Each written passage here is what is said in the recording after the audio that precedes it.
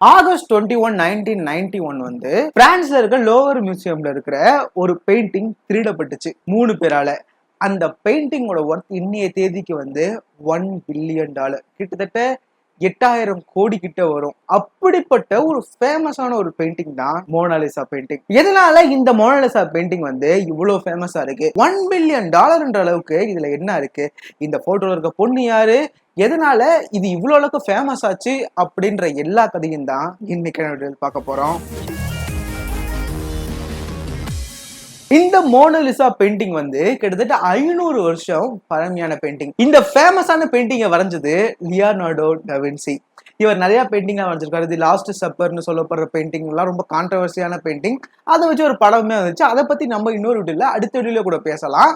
இவர் வரைஞ்சதுல நிறைய விஷயங்கள் இருக்கு. அதுல ஒரு முக்கியமான ஒரு விஷயம் தான் இந்த மோனாலிசா பெயிண்டிங். இவர் ஒரு பெயிண்டர் மட்டும் கிடையாது, ஆர்கிடெக்ட்ல இருந்து நிறைய விஷயங்கள்ல அவர் இருந்திருக்காரு. பட் இந்த பெயிண்டிங்கை பத்தி மட்டும்தான் இன்னைக்கான வீடியோ நம்ம பேச போறோம். இந்த பெயிண்டிங் பல வருஷமா பிரான்ஸ்ல தான் இருந்துச்சு. ஆனா லியோனார்டோ டாவின்சின்றவர் வந்து ஒரு இட்டாலியை சேர்ந்தவர். இட்டாலியில இருந்த ஒருத்தரோட பெயிண்டிங் எப்படி பிரான்ஸுக்கு போச்சு அப்படின்றத நம்ம பாக்குறதுக்கு முன்னாடி, இட்டாலியில இவர் வந்து அந்த படத்தை வரைஞ்சார்ல, இந்த படத்துல இருக்கிற பொண்ணு யாரு, எதனால இவர் இந்த பொண்ணை வரைஞ்சிருந்தாரு, எப்படி இந்த பெயிண்டிங்கை வரைஞ்சாருன்னு நம்ம கேட்டோம் அப்படின்னா, இந்த பெயிண்டிங்க ஒரு நாள் 2 நாள்ல அவர் வரைஞ்சது கிடையாது. கிட்டத்தட்ட 15 வருஷத்துக்கு இதை வரைஞ்சிருக்காரு. 1503 ஆரம்பிச்ச இந்த பெயிண்டிங்கோட வேலை கிட்டத்தட்ட 1517 வந்து அவர் முடிச்சிருந்திருக்காரு. கிட்டத்தட்ட 15 வருஷம் காலகட்டமா ஒரு பெயிண்டிங்க வரைய ஆரம்பிச்சிருந்திருக்காரு. இந்த பெயிண்டிங்ல இருக்க பொண்ணு யாரு அப்படின்ற பல கேள்விகள் வந்துச்சு. அப்ப நிறைய பேர் வச்ச ஒரு வாதம் என்னன்னா, இது லியோனார்டோ டாவின்சியோட அம்மா அது அப்படின்ற ஒரு வாதம் இருந்துச்சு. லியோனார்டோ டாவின்சியே அவரோட ஃபேஸ் வந்து பொண்ணு மாதிரி இருந்தா எப்படி இருக்கும் அப்படின்னு நினைச்சுக்கிட்டு அவரே வந்து வரைஞ்சுக்கிட்டாரு அப்படின்றதெல்லாம் நிறைய சொல்லிட்டு இருந்தாலுமே, ஜிரோஜியோ விசாரின்னு சொல்லப்படுற ஒருத்தர் வந்து லியோனார்டோ டாவின்சியோட ஆட்டோபயோகிராஃபி வந்து எழுதியிருந்தாரு 1550ல. அந்த டைம்ல அவர் எழுதும் போது என்ன சொல்லியிருந்தாரு அப்படின்னா, இந்த மோனாலிசா பெயிண்டிங்ல இருக்கிற ஒரு பொண்ணு வந்து சில்க் ட்ரேடரோட ஒய்ஃபுங்க, அவங்கள வரையறதுக்காக அவரு வந்து லியோனார்டோ டாவின்சி கிட்ட வந்து ஒரு வேலையை கொடுத்திருந்தாரு அப்படின்ற ஒரு விஷயத்த வந்து இந்த விசாரி வந்து அவரோட ஆட்டோபயோகிராஃபில வந்து எழுதுறாரு. பட் ரொம்ப நாளைக்கு வந்து இது உண்மையா பொய்யா, ஏன்னா இவர் எழுதுறதால நம்ப முடியுமா அப்படின்ற மாதிரி இருந்துகிட்டு இருந்தது. ஒரு ப்ரொஃபசர் 2004ல அவர் 25 வருஷமா வந்து நிறைய ரிசர்ச் எல்லாம் பண்ணி அவரோட இதை வந்து ரிலீஸ் பண்ணாரு. இந்த ஆட்டோபயோகிராஃபில சொல்லியிருக்கிற விசாரி வந்து உண்மையதான் சொல்லியிருக்காரு. உண்மையால ஒரு சில்க் ட்ரேடரோட ஒய்ஃப் தான் இந்த மோனாலிசா. அவங்களோட படத்தை தான் டாவின்சி வந்து வரைஞ்சிருக்காரு அப்படின்றது தெரியுது. அந்த காலகட்டத்தில் நிறைய கையால் எழுதப்பட்ட பேப்பர்லாம் இருக்கும்ல, இது மாதிரி நிறைய விஷயங்களை இட்டாலியில வந்து கண்டுபிடிக்கும் போது இந்த மோனாலிசாவோட ஹஸ்பண்டும் இந்த லியோனார்டோ டாவின்சியோட குடும்பத்துல இருக்கவங்களும் நிறைய பேர் க்ளோஸா இருந்திருக்காங்க. அதே ரீதியா தான் இவங்களுக்கு தெரிஞ்சிருக்கு. மோனாலிசாவோட பெயிண்டிங்கை வரையறதுக்கு காரணம் மோனாலிசாவோட ஹஸ்பண்ட் கிடையாது, டாவின்சியோட அப்பா தான் மோனாலிசா வச்சு ஒரு படம் வரைஞ்சு சொல்லியிருக்காரு அப்படின்றதுலாம் நிறைய விஷயங்கள் தெரியப்படுது. பிரான்சிஸ்கோ கியோகோண்டோன்னு சொல்லப்படுற ஒரு சில்க் ட்ரேடரோட ஒய்ஃப் தான் இவங்க. இவங்களோட பேர் வந்து மடோனா லீசா அப்படின்னு சொல்றாங்க. மடோனா அப்படின்றது வந்து நம்ம ஊர்ல மேம் அப்படின்னு சொல்றோம்ல, வித் ரெஸ்பெக்டோட சொல்லுவோம்ல, அந்த ஊர்ல மடோனா அப்படின்னா மேம் அப்படின்னு அர்த்தமா, வித் ரெஸ்பெக்டோட. மடோனா லீசான்றது மேடம் லீசா அந்த மாதிரி வந்து சொல்றதுதான். மடோனா அப்படின்றது தான் ஷார்ட் ஃபார்மா சுருங்கி மோனாலிசா அப்படின்ற மாதிரி இந்த பேரு மாறுது. மோனாலிசாவுக்கு வந்து எப்ப மேரேஜ் ஆயிருக்குன்னு கூட நம்மளுக்காக தெரியுது. 5th மார்ச் 1495 வந்து மோனாலிசாவுக்கு மேரேஜ் ஆயிருந்திருக்கு. அது நடந்து ஒரு சில வருஷங்கள் கழிச்சுதான் இந்த மோனாலிசா படத்தை டாவின்சி வரைய ஆரம்பிச்சிருந்திருக்காரு. இந்த மோனாலிசா கல்யாணம் நடக்கும் போது அந்த பொண்ணுக்கு ஒரு 18 வயசு இருந்திருக்கும். பட் இந்த பெயிண்டிங் வரைய ஆரம்பிக்கும் போது அந்த பொண்ணுக்கு ஒரு 24 வயசு இருந்திருக்கும். 1503 அப்ப மோனாலிசாவை லியோனார்டோ டாவின்சி வந்து தன்னோட வீட்டுக்கு கூப்பிட்டுருக்காரு. அப்பதான் இந்த பெயிண்டிங்கை அவர் வரைய ஆரம்பிச்சிருந்திருக்காரு மோனாலிசா வச்சு. மோனாலிசாவோட தலையில பாத்தீங்கன்னா ஒரு மார்னிங் வெயில் ஒண்ணு இருக்கும். பேசிக்கா அது என்னன்னா, இறந்து போயிட்டாங்க அப்படின்னா தலையில போட்டிருப்பாங்கல்ல, அது மோனாலிசாவோட கடைசி பையன் இறந்து போகும்போது டாவின்சியோட வீட்டுக்கு வரும்போது அந்த டைம்ல வரையப்பட்ட அப்ப அந்த இதோட வந்து வரைஞ்சது அப்படின்ற மாதிரி சொல்றாங்க. இந்த மோனாலிசாவோட கடைசி பையன் இறந்து போகும்போது அந்த வெயில வந்து தலையில போட்டுருந்துருக்கலாம், அந்த டைம்ல வரைய ஆரம்பிச்சிருக்க ஒரு விஷயமா இருக்கும் அப்படின்ற மாதிரி சொல்றாங்க. பட் இது நீங்க டீட்டெயில்டா பாத்தீங்க அப்படின்னா, ரொம்ப டீட்டெயில்டா இந்த மாதிரி கலர் யூஸ் பண்ணா எப்படி இருக்கும், ஒரு விதமான இன்விசிபிளா இருக்க மாதிரி, அந்த இடத்துல ஒரு வெயில் இருந்தா எப்படி இருக்கும், பெர்ஃபெக்டா அப்படி வரையப்பட்டிருக்கும் அந்த போட்டோல, அந்த பெயிண்டிங்ல. சரி, இது இட்டாலியில தானே இருந்துச்சு, டாவின்சி ஒரு இட்டாலியை சேர்ந்தவர் தானே, இது எப்படி பிரான்ஸுக்கு போச்சு இந்த பெயிண்டிங்னு கேட்டீங்கன்னா, அன்னைக்கான காலகட்டத்தில் பிரான்ஸோட ராஜாவா இருந்த பிரான்சிஸ் I வந்து டாவின்சி கிட்ட வந்து நீங்க பிரான்ஸுக்கு கிளம்பி வந்துருங்க, நான் உங்களை பாத்துக்கிறேன், நீங்க அரசவையில இருக்கிற இந்த மாதிரியான பெயிண்டிங் நிறைய பண்ணுங்க அப்படின்ற மாதிரி அவர் இன்வைட் பண்ணிருக்காரு. டாவின்சியும் இட்டாலியில இருந்து கிளம்பி இவரோட எல்லா பெயிண்டிங்கோட பொருட்கள்லாம் எடுத்துக்கிட்டு ராஜாவை பாக்குறதுக்காக பிரான்ஸுக்கு போயிட்டாரு.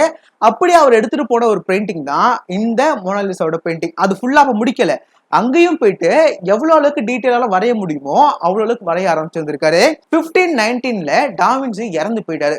இறந்து போனதுக்கு அப்புறமா இந்த எல்லா பொருளுமே வந்து டாவின்சியோட எல்லா பொருளுமே ராயல் கலெக்ஷனுக்கு போயிடுது, பிரான்ஸோட ராஜாவோட கலெக்ஷனுக்கு போயிடுது. இது பல வருஷத்துக்கு பிரான்ஸ்ல இருந்துச்சு. எவ்வளவு வருஷத்துக்கு இருந்துச்சு அப்படின்னா 150 வருஷத்துக்கு மேல பிரான்ஸ்ல இருந்த ராஜாவோட கலெக்ஷன்ல இந்த பெயிண்டிங் இருந்துகிட்டு இருந்திருக்கு, மோனாலிசா பெயிண்டிங். 1797ல வந்து பிரெஞ்சு ரெவல்யூஷன் ஆரம்பிச்சது. அதை பத்தி நான் இன்னொரு வீடியோ கூட போடுறேன், வேணும்னா கீழே கமெண்ட்ல சொல்லுங்க. பிரெஞ்சு ரெவல்யூஷன் நடந்துகிட்டு இருந்த காலகட்டத்தில் பாத்தீங்கன்னா மக்கள்லாம் ஒண்ணு கூடி இந்த ராஜாவோட அரசை வந்து கவுர்த்தாங்க. அப்படி அவங்க கோட்டைக்குள்ள போயிட்டு அதிகமான பொருட்கள்லாம் எடுத்துட்டு வரும்போது இந்த மோனாலிசா பெயிண்டிங் மக்கள் கையில கிடைச்சிருக்கு. அதுக்கப்புறம் நெப்போலியன் போனாபார்ட் இருக்காருல்ல, அவர் கைக்கு இந்த பெயிண்டிங் கிடைக்குது. அவரோட ரூம்ல வந்து இந்த பெயிண்டிங்கை தொங்க விட்டுருந்தாராம் ஒரு 4 வருஷத்துக்கு. இந்த பெயிண்டிங் அவரோட ரூம்ல இருந்துச்சான். அதுக்கப்புறம் பிரான்ஸ் வந்து ரெவல்யூஷன் நடந்து அவங்க ஒரு டெமோக்ரஸியா மாறினாங்க, ராஜாவோட ஆட்சி கலைக்கப்பட்டுச்சு. அதுக்கப்புறமா இதெல்லாம் எடுத்துட்டு வந்து மியூசியம்ல வந்து வைக்கிறாங்க. அந்த மியூசியம்ல தான் அதுக்கப்புறம் பல வருஷத்துக்கு இருக்கு. 1911ல ஒரு 3 பேரு இந்த பெயிண்டிங்க அந்த மியூசியம்ல போய் திருடினாங்க. யார் அவங்க அப்படின்னா இட்டாலியை சேர்ந்த நேஷனலிஸ்ட். இது வந்து டாவின்சி வரைஞ்சது தானே, டாவின்சி இட்டாலியன் தானே, அப்ப இந்த பெயிண்டிங் எங்க நாட்டுல தான்டா இருக்கணும், எப்படி பிரான்ஸ்ல இருக்கலாம்னு சொல்லி 3 பேரு மியூசியம்குள்ள போய் ஞாயிற்றுக்கிழமை உட்காந்துக்கிட்டு காலங்காத்தால மண்டே இந்த பெயிண்டிங்க ஒரு பிளாங்கெட்ல போட்டு திருடிட்டு அப்புறமா ஓடி இருக்காங்க. ஓடினதுக்கு அப்புறமா இந்த மியூசியம்ல இந்த பெயிண்டிங் காணும்ன்றது தெரியுது எல்லாருக்குமே. அந்த டைம்ல வந்து இவ்வளவு டீட்டெயில்டான ஒரு பெயிண்டிங் இருக்கு, அந்த பெயிண்டிங் 500 வருஷம் பழமையான ஒரு பெயிண்டிங், இந்த பெயிண்டிங் காணா போயிடுச்சு அப்படின்றத எல்லா இடத்துலயும் வந்து படம் முடிச்சு போடுறாங்க. அதே போல போட்டோ கேமரா இல்லைனாலுமே பெயிண்டிங்கா வரைஞ்சி பேப்பர்ல ஒரு பெயிண்டிங் காணா போயிடுச்சு, ஒரு பழமையான பெயிண்டிங், இவ்வளவு டீட்டெயில்டான ஒரு பெயிண்டிங், டாவின்சியோட பெயிண்டிங் காணா போயிடுச்சுன்றது மட்டும் ஊர்ல இருக்க எல்லாருக்குமே வருது. அந்த டைம்ல இந்த பெயிண்டிங் அவ்வளவு ஃபேமஸ் கூட கிடையாது. இந்த திருட்டு நடந்ததுக்கு அப்புறம் தான் இந்த பெயிண்டிங் ஃபேமஸாவே ஆச்சு. இந்த பெயிண்டிங்கை யாரு திருடினான்னு தெரியாது, எங்க போச்சுன்னு தெரியாது.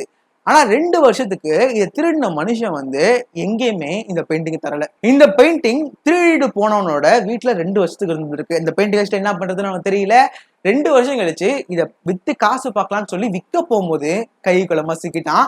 அதுக்கப்புறமா பிரான்ஸோட கவர்மெண்ட் வந்து அந்த பெயிண்டிங் எடுத்துட்டு திரும்பி பிரான்ஸ்ல போயிட்டு அந்த மியூசியம்ல வச்சுட்டாங்க.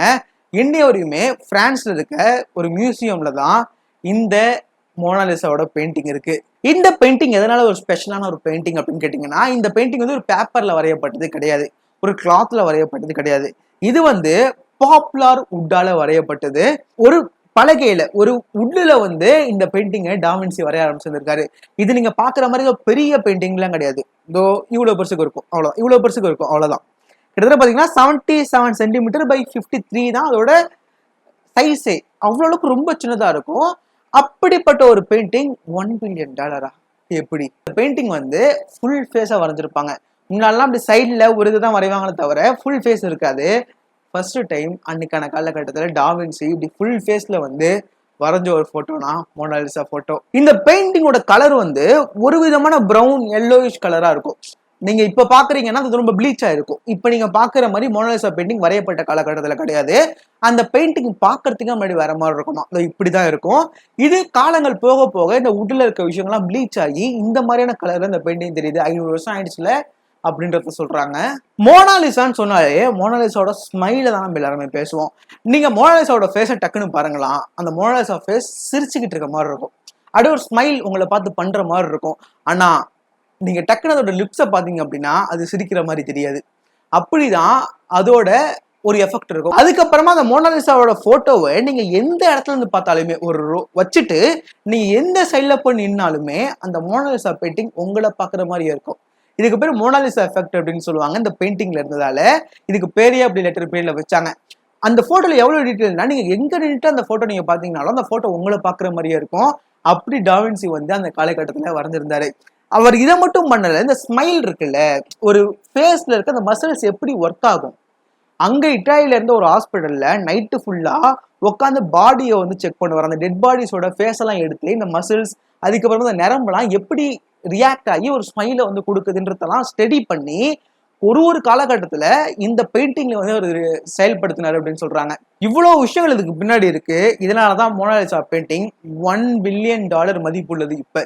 அதுக்கப்புறமா அந்த மோனாலிசா பெயிண்டிங் எடுத்து வந்து திருப்பி அந்த மியூசியம்லயே வச்சுக்கிட்டு புல்லட் ப்ரூஃப் கிளாஸ் எல்லாம் வச்சு அதுல வந்து கூலிங் சிஸ்டம்லாம் இருக்க மாதிரி எப்பயுமே வந்து உள்ள இருக்கிறதுலாம் வந்து வீணா போயிடக்கூடாது இந்த வுட்லான்னு சொல்லி அதுக்கான தகுந்த மாதிரி வச்சிருக்காங்க. அதிகமான டூரிஸ்ட் வந்து இதை விசிட் பண்றாங்க. விசிட் பண்ற யாருமே 15 செகண்டுக்கு மேல மோனாலிசா பெயிண்டிங் பார்க்க மாட்டாங்களாம். டக்குன்னு போன் எடுத்து போட்டோ எடுக்க ஆரம்பிச்சிடுறாங்களாம், வீடியோ எடுக்க ஆரம்பிச்சிடுறாங்களாம். இந்த மாதிரி ஒரு சம்பவம் நடந்துகிட்டு இருக்கு. ஸோ இதுதான் மோனாலிசா பெயிண்டிங்கை பத்தியான வீடியோ. உங்க கருத்துக்களை கீழே கமெண்ட்ல சொல்லுங்க. வேற ஏதாவது டாபிக் பத்தி பேசணும் அப்படின்னா அதையும் கீழே கமெண்ட்ல சொல்லுங்க.